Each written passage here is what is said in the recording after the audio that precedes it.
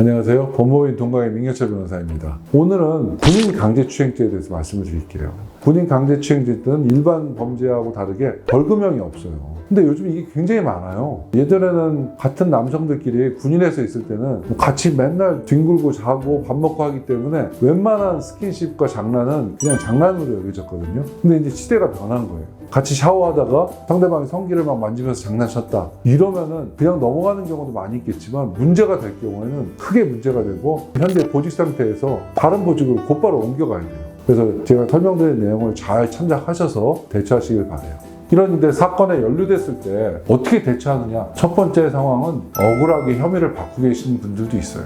그러면 일단 먼저 고소장이 접수된 경찰서에 고소장 정보 공개 청구를 해서 상대방이 문제상품 행위가 무엇인지를 정확히 파악하는 게 중요해요. 근데 만약 상대방이 고소를 한 게 아니라 112 신고를 할 수도 있거든요. 그러면 고소장이 없어요. 고소장을 봐야 상대방이 당시 상황을 이렇게 파악하고 있구나. 상대방은 이렇게 과장하고 있네. 이건 허위인데? 이런 내용에 대해서 미리 조사 전에 확인을 하고 대비를 할 수 있는 거거든요. 그 다음에 이제 자신의 무죄를 입증할 수 있는 객관적 증거를 확보하면 훨씬 유리한 고지를 점할 수 있는 거예요. 그리고 만약에 진술을 해줄 사람이 있으면 증인의 진술을 녹음해 놓거나 진술 형태를 받아놓는 것도 좋아요. 그 당시 상황을 기억하기가 되게 쉽지가 않아요. 그래서 진술을 일관되게 하고 객관적 사실하고 부합되게 하는 건 굉장히 중요한 거예요. 내 신빙성이 의심받으면 안 되니까. 사건 발생 이후에 당시 상황을 가급적 자세하게 기억하고 그 기억한 내용들을 워딩으로 해놓는 게 좋아요. 오늘은 기억한다고 해서 내일도, 일주일 뒤도, 한 달 뒤도 똑같이 기억할 거라고 생각하시면 안 돼요. 그리고 변호사를 선임할 거면은 초기 단계부터 변호사를 선임하는 게 좋아요. 돈도 없는데 일단 내가 해보자. 경찰 조사 딱 한번 받잖아요. 근데 그 조사가 첫 조사이자 마지막 조사인 경우도 많아요. 근데 거기서 객관적 사실하고도 다 틀리게 얘기하고 법률적 주장도 못하고 참작해야 될 사항도 제대로 다 얘기 못해서 제대로 진술을 못 해놓으면은 회복이 안 되는 거예요.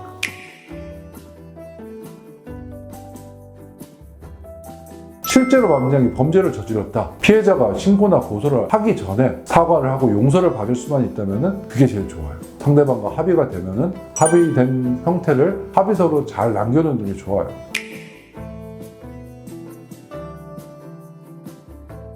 당시 상황이 기억이 안 나는 경우도 많거든요. 상대방은 내가 잘못했다고 하는데 당시 상황이 기억이 나야 인정을 하든 부인하든 할 거 아니에요. 이 상황에서 기억이 나지 않는다고 얘기하는 거는 수사기관이나 재판장 입장에서는 상대방이 주장한 대로 그냥 다 인정하는 거하고 똑같아요. 근데 상대방이 있는 사실만 가지고 다 얘기하면 좋은데 과장하기도 하고 허위가 들어가기도 하거든요. 그러면 이제 자기는 하지도 않은 일로 처벌받을 수도 있기 때문에 당시 상황이 무조건 기억나지 않는다고 하는 거는 좀 위험할 수 있다.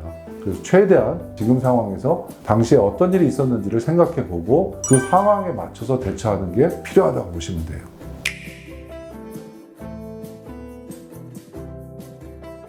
저희 법무법인은 굉장히 오랜 기간 동안 성범죄 쪽에 대해서 전문적으로 취급하다 보니 상도 주고 그러네요. 여기 내용 보이시죠? 저희가 잘하는 법인이다 라고 여러분한테 선전 드리는 거니까 여러분께서 어려운 상황이 있으시면 저하고 한번 상의를 한번 해보세요. 방송에도 나가고 대학에서도 강연도 하고 그랬어요. 그 다음번에 중요한 게 뭐냐, 아까도 말씀을 드렸지만 수사 초기 단계가 가장 중요해요. 수사 초기 단계라는 거는 첫 조사를 말하는 거예요. 첫 번째 하는 조사가 첫 조사이자 마지막 조사가 되는 경우가 70~80%가 되기 때문이에요. 첫 조사에 단추가 잘못 끼워지지 않습니까? 그러면은 정말 유죄와 무죄를 다퉈야 되는 상황에서 못 다투게 되고 억울한 상황을 스스로 자초하는 결과가 돼요. 그렇기 때문에 억울하지 않게 하기 위해서는 충분히 첫 조사에 대비해서 당시 상황을 기억도 하고 증거가 뭐 있는지도 확인도 하고 그 다음에 어떤 질문이 나올 수 있는지 리허설도 하고 충분히 대비를 하고 조사를 받으시는 것을 권유해 드려요.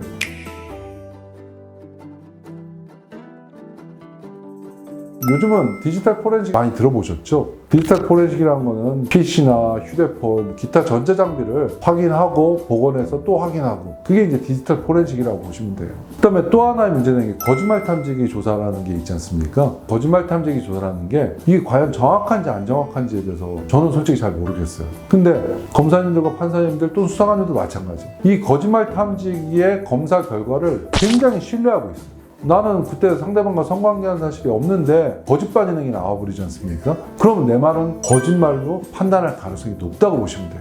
내가 거짓말 탐지기 안 하면은 내 말이 좀 관찰이 안 될 것 같다. 그런 어떤 최후의 수단으로서는 거짓말 탐지기를 쓸 수밖에 없는 경우도 있지만 가급적 저는 거짓말 탐지기 안 했으면 좋겠어요. 형사 전문 변호사를 찾아야 되는 이유가 있어요. 한번 성범죄 전과자가 되면은 사회적으로 어려운 상황이 직면할 경우가 많아요. 뭘 증거를 수집할지, 어떤 논리로 수사기관을 설득할지 이런 게 굉장히 중요한 거거든요. 그래서 당시 사실관계 정리하고 어떤 조사 내용이 나올지 한번 미리 짚어보고 대비해서 조사를 받고 변호사를 선임할 만한 경제적 여력이 없는 경우도 많이 있어요. 그런 경우라면 본인이 제가 드리는 말씀 열심히 확인하시고 상담도 받으시고 대비하시는 게 필요할 것 같고 경제적 비용 지출이 가능하신 분이라면 혼자 하셔서 이상하게 만들어 놓지 마시고 가급적 변호인의 도움을 받아서 하는 게 좋아요. 저희 법무인 동강은 사건화되기 이전 단계부터 집중적으로 케어를 하지만 사건화 된다고 하더라도 항상 저하고 직접 상담하세요. 정보공개 청구도 하고 CCTV와 같은 직접적인 증거도 수집하고 증인이나 진술의 녹취, 진술 형태 확보할 것은 없는지도 살펴보고 조사 전에 리허설을 하고 만약에 포렌식이 문제됐다면 저희 업체하고 연계된 전문 업체 포렌식 데이터를 복원하기 위해서 해보기도 하고 경찰 조사 때는 저희 변호사와 함께 동행하고 조사 이후에 꼼꼼하게 의견서를 작성한 다음에 검사님을 상대로 변론을 하고 항상 전화나 카카오톡 같은 걸로 메신저로 기능을 통해서 변호사가 직접 하고 있습니다. 또 송달 장소도 집이 아닌 저희 법인으로 해서 비밀이 보장되지 않는 것을 방지하기 위해서 그런 노력들을 하고 있어요. 그러다 보니까 많은 분이 찾아주셨고 찾아주신 분들은 염원대로 사건이 잘 해결된 것도 충분히 많이 있어요. 감사하다는 문자도 많이 받았고 동거함을 찾으신 분들에게는 단계별로 보소 전 단계는 어떻게 할 건지 경찰 단계, 검찰 단계, 법원 단계 그다음에 절차적으로 보조하는 건 어떤 내용들이 있고 부수 절차로는 뭐 합의를 대행하거나 포렌식을 참여하거나 이런 내용들이 있고 저하고 직접 상담하실 수 있다는 거 염두에 두시고요. 상담 예약을 접수하시고 관련 증거와 서류를 지참하고 오시면 돼요. 만약에 혼자 하실 거면은 잘 연구하셔서 혼자 하시되 변호사 선임할 거면 망설이지 마시고 빨리 상담부터 받아보세요. 그리고 혼자 하시는 분들을 대상으로 제가 검사와 변호사로서의 경험을 망라하면서 책들을 썼거든요. 이것만 보셔도 혼자 하는 거에 있어서는 두세 배 꼼꼼함과 치밀함을 가질 수 있다고 보면 돼요. 여러분들이 지금 상황을 잘못하신 분들도 있고 억울하신 분들도 있을 텐데 억울하지 않은 결과로 되기 위해서는 본인과 변호사의 노력하는 과정의 결과가 억울하지 않은 결과로 이어질 수 있다는 거 여러분들께 말씀드리니까요. 굉장히 긴 내용이었지만 꼼꼼히 한번 다 들어보시고 이걸로도 부족하시면 반드시 저를 찾으세요. 제가 더 부족한 부분은 메꿔드릴게요. 잘 참고하시고 여러분들 생활에서 억울함이 없도록 잘 대처하시기를 당부드리면서 오늘 영상 마무리하겠습니다. 감사합니다.